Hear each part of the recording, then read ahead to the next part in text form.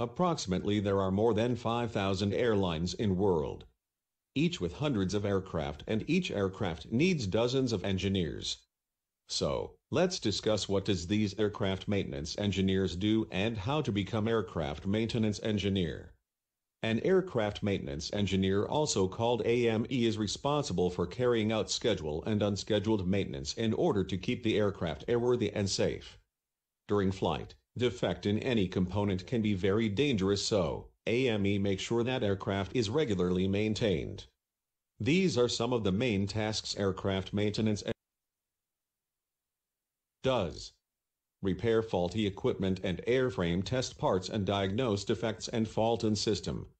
Replace instruments, daily inspection. If you find this interesting, then let me tell you how you also can become a licensed aircraft maintenance engineer.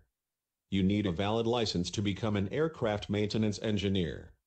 This license allows you to do maintenance on aircraft. Without this license, you cannot maintain an aircraft without any supervision.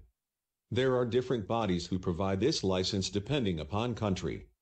Two main bodies are FAA for America and EASA, whose license is applicable in European countries, Australia and Asian countries. In order to get EASA license, you need to clear two main requirements. First requirement is to clear theoretical modules from any EASA Part 147 organization. There are total 17 modules. With these modules you also need to have hand-on experience of at least 2 years. Only then you can be eligible to apply for a license. If you find this information useful, please subscribe to my channel and help me grow and spread knowledge.